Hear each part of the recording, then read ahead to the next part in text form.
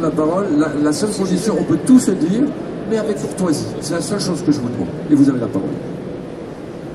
Merci, bonjour. Parlez bien fort qu'on vous entende, le micro tout près de la bouche. D'accord.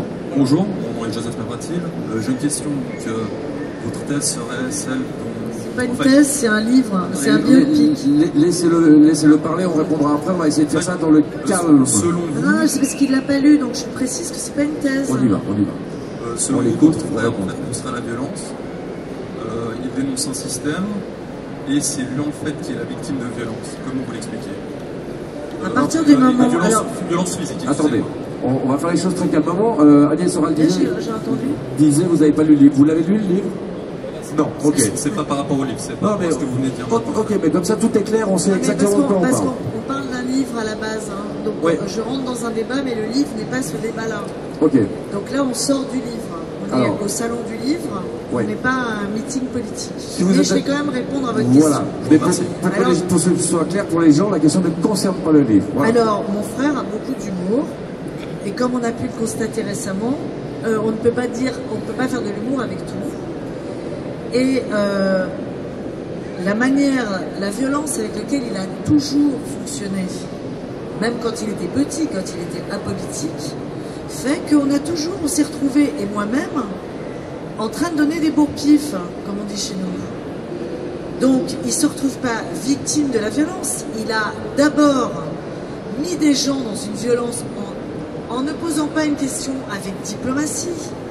Il s'est mis à invectiver les gens avec brutalité. Il y a un moment donné, des traumatisés qui ont subi ce qu'ils ont subi depuis des millénaires peuvent effectivement avoir la même réponse maladroite pour certains qui serait la violence. Vous ne la justifiez pas? Mais je justifie rien du tout. On va essayer de ne pas être dans le jugement si vous voulez bien. Je justifie rien du tout. Je m'applique sur des choses dans la vie qui fonctionnent de tout temps, de toutes les couleurs, que ce soit même chez les animaux, partout. Vous agressez quelqu'un, vous avez quelqu'un qui est agressif. C'était disproportionné puisque lui c'était dans la parole. Attendez. On va pas faire un débat entre vous deux seulement. Non, je veux pas monopoliser la parole, c'est sûr. J'ai envie de faire un parallèle pour qu'on essaie de sortir du trop émotionnel et que les gens comprennent bien les choses. Et je vais vous donner un exemple personnel. Quand Charlie Hebdo publie une où ils disent le Coran c'est de la merde, je ne peux pas être d'accord avec ce qu'ils disent, parce que c'est pas ce que je pense. Je suis intimement persuadé que les musulmans sont profondément blessés par cette une, qu'elle est humiliante pour eux. Est-ce que c'est malin de faire ça? Alors c'est pas malin de le faire. Donc on peut pas tous être Charlie du coup. Alors attendez, je vais aller jusqu'au bout. Moi j'ai pas été Charlie. Hein, je vais aller jusqu'au bout. Je vous félicite. Je comprends tout ça, et en même temps je pense... J'ai mis l'autre côté de Jésus, et je l'ai mis avec le tu à l'air, pour montrer qu'on pouvait aussi avoir de l'humour. Mais je comprends tout ça, mais je pense qu'il est important que même si ça blesse des gens, ça puisse être dit. Si on peut tout dire, mais qu'on est armé pour comprendre ce qui est dit, le décoder et ne pas être dans le suivisme aveugle, je pense qu'on peut tout dire, mais en tenant compte du fait que ça peut blesser des gens. Et à partir du moment où on commence à faire cette démarche, vous n'allez plus lui poser la question de la même manière, et elle ne va plus vous répondre de la même manière. C'est ça, c'est-à-dire qu'en fait, vos questions impliquent une agressivité, et la manière dont mon frère s'exprime, et à regret, je le dis, hein, parce que c'est quelqu'un de brillant, il ne peut récolter que de l'agressivité. Que ce soit avec vos enfants, si vous avez un jour des adolescents, que ce soit avec une femme, si vous êtes hétéro et que vous vous fâchez, que ce soit avec votre voisin de palier, la manière dont vous vous adresserez à cette personne impliquera une réconciliation ou un fight pour toujours. Mon frère choisit une mauvaise façon de s'exprimer, qu'il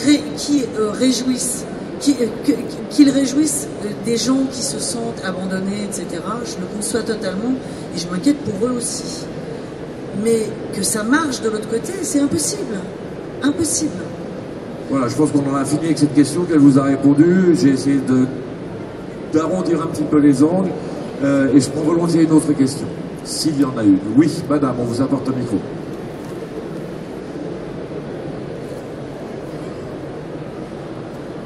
Est-ce que vous pensez que votre frère est instrumentalisé et si oui, par qui? Alors moi, ce qui m'étonne, c'est que mon frère critique tout et bizarrement, il critique assez peu l'islam. J'ai vu une ou deux vidéos qui ont été très très vite retirées. À un moment, je me suis dit, est-ce que... Bon, parce qu'on a beaucoup traîné avec des voyous, hein, je ne vais pas vous la faire à l'envers, on a beaucoup traîné dans la rue, donc forcément, on n'a pas fait que des bonnes rencontres.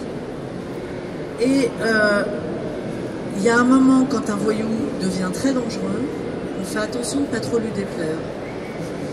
Et mon frère qui critique tout, et j'en cite pour preuve ses pamphlets, comme Abécédaire de la bêtise ambiante ou Socrate à Saint-Tropez jusqu'au va-t-on descendre, qui étaient deux bouquins qu'il a fait, où vraiment il balançait sur tout le monde, même ses potes. Hein. Comme par hasard, il parle très très peu du radicalisme islamique, c'est-à-dire du fanatisme. Donc, j'ai aussi appris à lui dire qu'il y avait eu un trésor de guerre, où mon frère d'ailleurs le reconnaît, sauf qu'il a changé les termes, le chiffre. Je me dis que quand même, il se sent moins agressé par les juifs que par les islamistes, et que je sache, il ne s'est pas converti, et il est catholique, et il se targue de s'être marié de manière catholique. Moi personnellement, je suis agnostique, l'église, j'aime bien les monuments et l'architecture, donc j'y rentre, mais franchement, je déteste les dogmes, donc je suis plutôt athée, ce qui ne veut pas dire que je n'ai pas de spiritualité, le respect de la spiritualité d'autrui, mais je n'aime pas être dirigée par des gens dogmatiques, et la religion a pu être en son temps un dogme pour tenir les foules et quelque chose de politique. Moi, je me plais à être apolitique. Mais donc, je dis peut-être, pour finir, et que mon frère, une chose est sûre, c'est qu'il a fait la boxe française, et il a toujours dit, et un jour il m'a dit, j'ai perdu en 6 rounds, c'était d'ailleurs de la boxe anglaise, mais je n'ai pas plié, je ne me suis pas allongée. Il a une fierté qui fait que, pour lui, il y a vaincre ou gagner. Et c'est ça le problème. Et quand on veut la réunification, il n'y a pas de vainqueur, il n'y a pas de perdant. Il faut faire un pas l'un vers l'autre. On a le temps pour une dernière question, elle sera pour vous, monsieur.